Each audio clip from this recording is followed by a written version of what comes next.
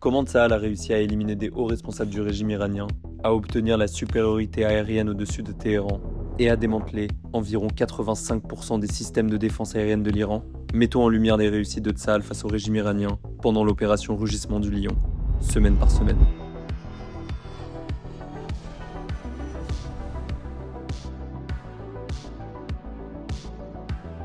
Au début de l'opération Rugissement du Lion, environ 200 avions de chasse ont réalisé le plus grand survol militaire jamais effectué dans l'histoire de l'armée de l'air israélienne. Ali Khamenei, le guide suprême du régime iranien, a été éliminé, marquant l'élimination de tous les hauts dirigeants de l'axe de la terreur iranien, et 40 commandants du commandement de défense du régime iranien ont été éliminés en 40 secondes. Au cours des premières 24 heures de l'opération, Tsahal a obtenu la supériorité aérienne au-dessus de Téhéran. Et suite à la décision du Hezbollah de rejoindre le régime iranien dans ses attaques contre Israël, Tsahal a commencé à frapper des cibles terroristes du Hezbollah à travers le Liban. Cette même semaine, un avion de chasse iranien Yak-130 a été abattu par un F-35 Yadir de l'armée de l'air israélienne lors d'une opération historique.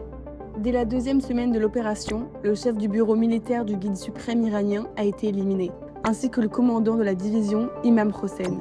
Parallèlement, le quartier général spatial du CGRI et 50 dépôts de munitions ont été frappés. Le commandant de l'unité Nassar du Hezbollah a été éliminé, ainsi que 5 hauts commandants du corps libanais de la force Al-Quds du CGRI.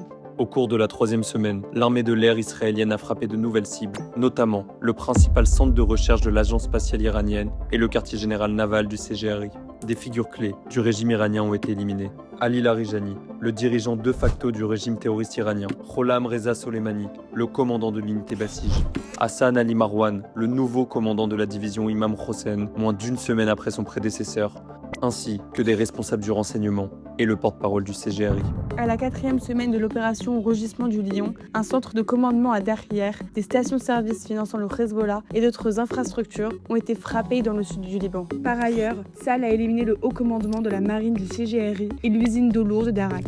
Un site clé de production de plutonium pour des armes nucléaires a été frappé. Alors que l'opération se poursuivait durant la 5e semaine, le terroriste de la force Radwan du Hezbollah, Ali Hassan Shaib, qui opérait depuis des années sous couverture de journalistes, a été éliminé. Peu de temps après, Tsahal a éliminé le commandant de l'unité de missiles balistiques du régime iranien.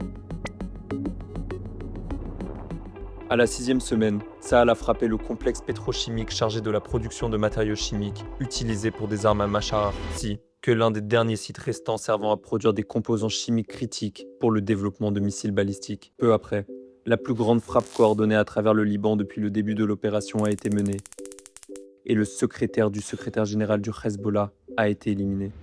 2 jours plus tôt, le commandant de l'unité des opérations spéciales 840 de la force Al-Quds a été éliminé. L'opération Rugissement du Lion a démontré la précision et la puissance de Tsahal, prouvant que peu importe la distance ou la menace, nous agirons pour défendre notre peuple.